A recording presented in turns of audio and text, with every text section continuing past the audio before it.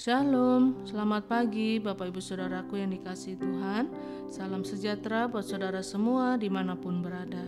Saya mengajak Bapak Ibu Saudara untuk bersaat teduh dan berdoa dalam renungan penuntun kehidupan setiap hari.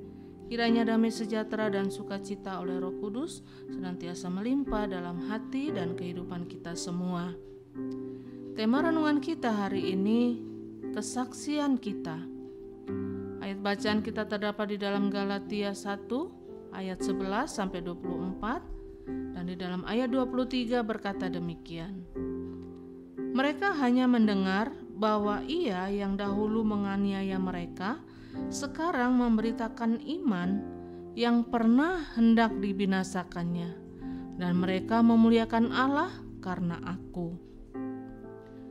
Bapak Ibu Saudaraku yang dikasihi Tuhan, saudara mungkin ingat Alkitab dengan tegas berkata, kalau Roh Kudus turun ke atas kamu, kamu akan menerima kuasa.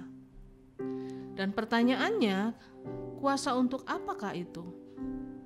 Alkitab berkata, kalau Roh Kudus turun atas kamu, kamu akan menerima kuasa untuk menjadi saksiku dari Yerusalem, Yudea, Samaria, sampai ke ujung bumi.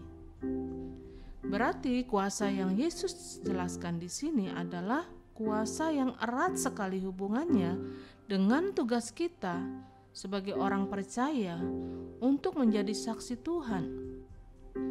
Dalam ayat bacaan kita hari ini, Paulus sedang menyampaikan kesaksiannya, dan inti dari kesaksiannya adalah orang-orang itu memuliakan Allah karena aku.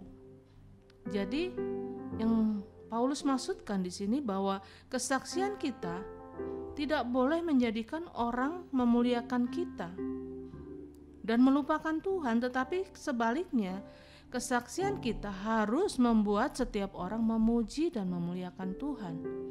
Karena kita ini hanya sebagai alat Tuhan yang dipakai untuk menyampaikan kesaksian lewat hidup kita. Jadi apa yang dapat kita pelajari tentang kesaksian yang dimaksudkan oleh Rasul Paulus? Nah, dari ayat ini kita belajar bahwa kesaksian adalah tugas setiap kita. Jadi kesaksian itu bukan karunia, tetapi kesaksian adalah tugas dan tanggung jawab setiap kita orang percaya. Jika kita menyadari bahwa kesaksian adalah tugas kita, berarti setiap kita bangun pagi, maka doa kita seharusnya berkata, Tuhan, jadikanlah aku saksimu hari ini, sehingga dimanapun aku berada, aku dapat mencerminkan kemuliaan Kristus, sehingga lewat hidupku, kasih Allah boleh nyata bagi orang lain. Dan yang kedua, apa yang dimaksud dengan kesaksian? Kesaksian tiap-tiap orang itu berbeda. Jadi jangan iri hati karena ada orang-orang yang diselamatkan Tuhan dengan cara yang spektakuler. Karena ada orang-orang yang dipanggil Tuhan dengan cara yang biasa-biasa saja. Ada yang dipanggil dengan cara yang dahsyat, tetapi ada juga yang dipanggil dengan cara yang biasa-biasa saja. Mana yang lebih baik? Tentu keduanya di hadapan Tuhan sama. Tetapi yang pasti Alkitab katakan kepada yang diberi banyak akan dituntut banyak. Jadi hari ini kita diingatkan kembali bahwa masing-masing kita punya kesaksian yang berbeda, tetapi kita semua harus menjadi saksi Tuhan. Dan yang ketiga, apa yang kita pelajari tentang kesaksian? Kesaksian itu menuntut resiko. Ada banyak orang karena kesaksian hidupnya dia dibenci oleh orang lain. Ada orang karena kesaksian hidupnya dia disingkirkan dari lingkungannya. Jadi firman Tuhan hari ini mau mengingatkan buat setiap kita bahwa kesaksian terkadang menuntut resiko. Ada orang-orang yang diberkati lewat kesaksian saudara, tetapi ada orang-orang yang membenci dan mengejek saudara karena kesaksian saudara. Itulah resikonya. Dan yang keempat, apa yang kita dapat pelajari tentang kesaksian?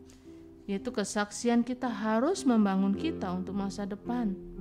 Artinya, sebagaimana Paulus bicara tentang kesaksian-kesaksiannya, karena itu dia berkata, aku tidak goyah Dengan lain kata, Paulus mau ingatkan dirinya sendiri bahwa pengalaman-pengalaman yang dia alami akan membangun masa depannya sehingga dia tidak goyah. Jadi Bapak Ibu Saudaraku yang dikasihi Tuhan, mungkin saat ini saudara sedang mengalami berbagai macam tekanan dan pergumulan karena kesaksian saudara. Tetapi jangan takut. Ingat, setiap kesaksian kita menuntut resiko. Setiap kita harus menjadi saksi-saksi Kristus. Waktu saudara tetap menjadi saksi Kristus dan meninggikan namanya, maka saudara akan melihat kemenangan yang luar biasa saudara alami, dan lewat kesaksian hidup saudara banyak orang diselamatkan dan memuliakan nama Tuhan. Amin. Mari kita berdoa. Bapa yang baik, kami bersyukur buat pagi hari ini, buat firman-Mu yang mengajar kami, yang mengingatkan kepada setiap kami bahwa kesaksian adalah tugas setiap kami orang percaya. Kesaksian adalah tanggung jawab kami sebagai orang yang sudah diselamatkan. Karena itu Roh Kudus, mampukan kami untuk pergi memberitakan Injil, mampukan kami untuk bersaksi, menyampaikan kabar baik yang dari surga untuk setiap orang yang ada di sekitar kami. Pakai kami ya Tuhan, dengan urapan-Mu, dengan kuasa-Mu, agar hidup kami menjadi berkat, menjadi kesaksian, menjadi terang dan garam, dan lewat hidup kami nama Tuhan dipermuliakan. Terima kasih Bapa, terima kasih Tuhan Yesus, terima kasih Roh Kudus.